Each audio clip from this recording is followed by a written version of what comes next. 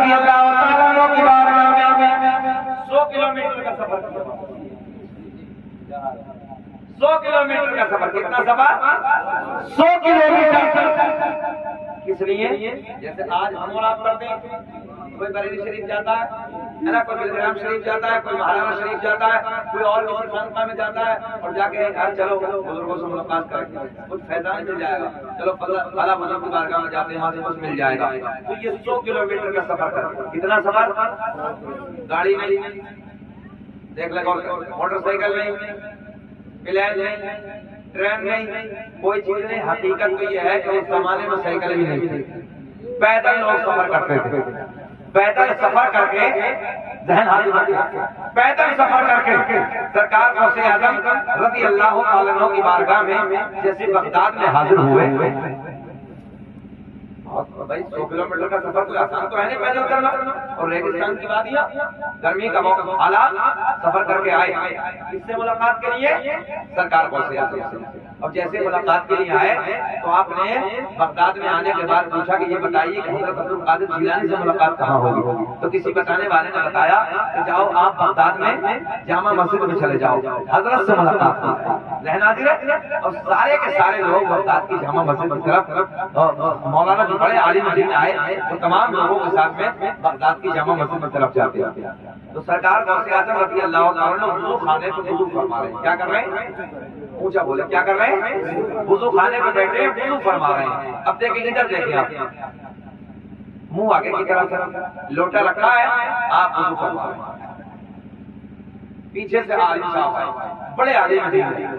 تو حضرت نے سوچا کہ یار ابھی حضرت وضو فرما رہے ہیں, اتنے ٹھہر جاؤ. حضرت وضو مطلب سرکار غوث اعظم وضو سے جیسے فارغ ہوں گے بعد میں ملاقات کروں گا, یہی تو ادب ہے. حضرت پیچھے ٹھہر گئے. سرکار غوث اعظم نے عالم صاحب کا یہیں سے امتحان شروع کیا. کیا کیا؟ ذرا بولے, کیا کیا؟ امتحان شروع کیا. سرکار غوث اعظم رضی اللہ تعالیٰ عنہ وضو خانے میں بیٹھے ہیں. آپ نے ہاتھ دھوئے. ہاتھ دھونے کے بعد وضو میں کیا ہوتا ہے؟ آپ سب پوچھنے لگا ہوں, جلدی بولو. وضو تو کرتے ہیں نا, بھلے جمعے میں کرتے ہو, 8 دن میں تو کرتے ہی ہو. حالات ایسے ہو گئے کہ لوگ جمعے سے جمعہ ملا رہے ہیں. عجیب لگتا. اچھا جمعے کو پڑھ کے اتنا تھوڑا ہو جاتا ہے کہ بس جنت ہی ہو گیا, سارے کام ہو, چاہے کتنے گناہ کرے, غریبوں کو ستائے, پریشان کرے, ہے نا, کسی دوسرے کو اس کی حق تلفی, دوسرے کا حق مارے, بھائی کا بھائی حق مارنے لگا ہے. جبکہ ہمارا اسلام کیا کہتا ہے؟ کسی کا حق نہیں مانگنا ہے, کسی کا دل نہیں دکھانا ہے, کسی کو تکلیف نہیں دینی ہے, کسی کو پریشان نہیں کرنا ہے, بلکہ غریبوں کی مدد کرنی ہے, یتیم بچوں کے سر پہ ہاتھ رکھنا ہے, اور ایک دوسرے کے مدد کرو, پریشانیوں میں ان کا ساتھ دو. بچوں کو پاک صلی اللہ علیہ وسلم بچوں کو پیار فرماتے ہیں. ذرا بولے سبحان اللہ. بچوں سے آپ اتنا پیار فرماتے تھے, راستے میں چلتے ہوئے راستے میں بچے ملتے تھے تو ہمارے نبی دیکھ کے بچوں کو سلام کر دیا. یہ مطلب اسلام. تمہارے پڑوس میں کوئی بھی ہو اس کا حق ادا کرو, پڑوسی کے ساتھ حسن سلوک کرو, اچھائی کرو. سال پورا نہیں کرنا چاہیے ہمیشہ, مگر آج تو حالات ایسے کہ پڑوسی سے اتنا تنگ ہے کہ سب کو نہیں کہنے لگا ہوں میں, کچھ کے حالات ایسے کہ پڑوسی سے تنگ پریشان ہے. مگر نوجوانوں, اللہ کے نبی نے فرمایا پڑوسیوں کے ساتھ اچھا سلوک کرو. اب غور کریں, سرکار غوث اعظم نے ہاتھ دھوئے. ہاتھ دھونے کے بعد وضو میں کیا ہوتا ہے؟ جلدی مجھے بولے کلا. مگر غوث اعظم نے کلا نہیں فرمایا بھائی. سرکار غوث اعظم نے ناک میں پانی ڈالا. ہاتھ دھونے کے بعد کیا کیا؟ ناک میں پانی, بعد میں کلا. عالم صاحب سے لمبا سفر کر کے آئے تھے, کہنے لگے یار بڑا تقویٰ سنا تھا, بڑی پرہیزگاری تھی, بڑا علم تھا, ادھر تو وضو بھی نہیں. توجہ ہے؟ بولے ادھر تو وضو بھی نہیں ہے. جانے لگے, جانے لگے. سرکار غوث اعظم وضو خانے میں کھڑے ہو گئے. وضو خانے میں کھڑے ہونے کے بعد آپ نے مسکرا کے فرمایا مولانا,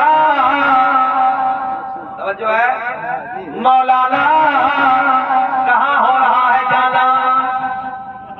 کچھ تو فرمانا, لوٹ کے واپس آنا. آپ کا مسکرا جانا چلے بول دو مسکرا کے سبحان اللہ. عالم صاحب واپس آئے. کہا کیسے ہوا کہاں؟ بولے حضور آپ سے ملاقات کے لیے آیا تھا. بولے پھر؟ بولے بڑا تقویٰ سنا تھا, بڑا علم سنا تھا, بڑی پرہیزگاری سنی تھی, 13 زبانوں میں درس دیتے ہیں, بڑا علم ہے, بڑے بڑے فتوے بغداد میں آ کے حل ہوتے ہیں. بولے حضور آپ کا تو وضو کا طریقہ بھی نہیں, سمجھو ہے, آپ پہ تو وضو کا طریقہ بھی نہیں ہے. دیکھیں نا کس سے کہا؟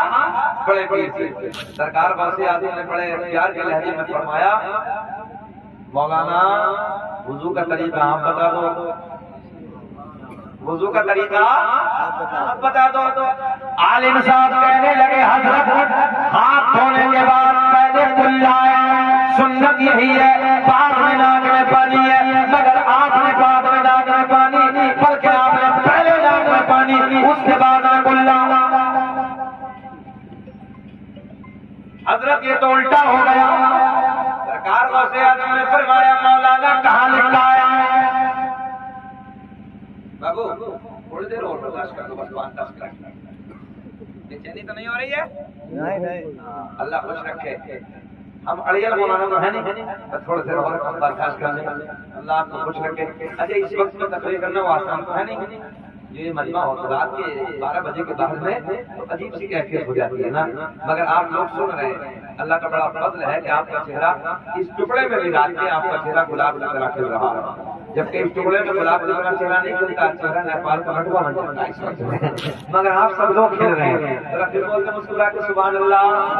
ایک بار اپنی محبت کو ثبوت اور دے, بولے سبحان اللہ.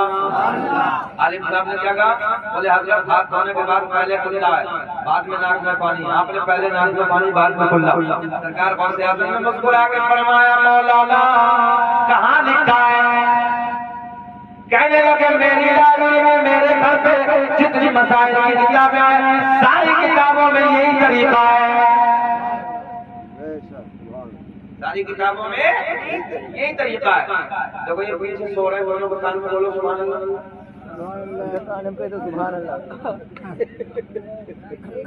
جلسے میں اگر کوئی سو جائے اسے جگانے کا طریقہ بتائیں, اس کے کان میں بولو سبحان اللہ, تو اسے ایسا لگتا ہے جیسے قبر میں مڑ کر لکیر نے اٹھایا. تھوڑی دیر بعد تھوڑی دیر مسئلہ کیا حضرت یہ ہے کہ چین کی گھڑی نہ باندھا کریں. میں دیکھتا ہوں بہت سارے لوگوں کو چین کی گھڑی سے پرہیز کیا کریں. نماز مکروہ تحریمی ہے, بچے بیٹھے ہیں جانتے ہیں مسائل, سمجھو نماز نہیں ہوتی ہے. مکروہ تحریمی وہ فعل ہے جس سے نماز جڑ سے نہیں ہوتی. نماز کا دہرانا واجب العبادہ ہے, سمجھو ہے, ہاں واجب ہے نماز کو دوبارہ پڑھنا. تو اس لیے کوشش کریں کہ پٹے والی گھڑی پہنا کریں. یہ آپ کو میں نے مسئلہ بتایا, سنیں محترم کے سارے. سرکار غوث اعظم نے فرمایا مولانا کہاں لکھا ہے؟ کہا حضرت ہمارے گھر پہ جتنی مسائل کی کتابیں ہیں ساری کتابوں میں یہی لکھا ہے, پہلے کلا ہے, بعد میں ناک میں پانی ہے. آپ نے فرمایا مولانا 100 کلومیٹر آپ کا گھر ہے, دیر لگے گی, ٹھہر جاؤ. ایک نگاہ ولایت ڈالی, سمجھو ہمیں شمیل بھائی, ایک نگاہ ولایت ڈالی. 100 کلومیٹر پہ مولانا کے گھر پہ جتنی کتابیں رکھی تھی ساری بغداد میں منگوا لی. ابھی نہیں بولو گے یار, ابھی نہیں بولو گے سبحان اللہ. ایک نگاہ ولایت, ایک نگاہ ولایت ڈالی, ساری کتابیں بغداد کی جامع مسجد میں منگوا لی. سرکار غوث اعظم نے فرمایا مولانا آپ کی ہے؟ الحمدللہ میری ہے. دکھاؤ دکھاؤ. مولانا نے پہلی کتاب کھینچی, وضو کا طریقہ دیکھا. اب جیسے کتاب کھولی وضو کا طریقہ دیکھا, کتاب مولانا کی طریقہ بغداد والے کا لکھا ہوا ہے. پہلے ناک میں پانی, بعد میں کلا. مولانا سر پکڑ کے بیٹھ گئے. دوسری کتاب کھینچی, دوسری کھولی, کتاب مولانا کی طریقہ بغداد والے کا. اچھا ختم کر لیں, ختم کر لیں, چلو سلام پڑھ لیں. یہ واقعہ پورا کر دیں, تھوڑا سا مسکرا کے بول دو سبحان اللہ. گاڑی کا ٹھیکہ لگانا نہ پڑے, تھوڑا سا اور بول دو سبحان اللہ. اللہ خوش رکھے محبت کے ساتھ. تیسری کتاب نکالی, چوتھی نکالی, پانچویں نکالی, ساری کتابیں کٹولی. مگر ساری کتابوں میں ایک ہی بات لکھی ہے، ہاتھ دھونے کے بعد پہلے لاکھ پانی بعد میں سرکار فرمایا مولانا اب بولو، بات تمہاری ٹھیک ہے کہ ہماری؟ عالم بھی عالم ہوتا ہے، کہنے لگے عالم صاحب حضرت کتابوں میں غلط لکھا ہے، بات تو میری ٹھیک ہے،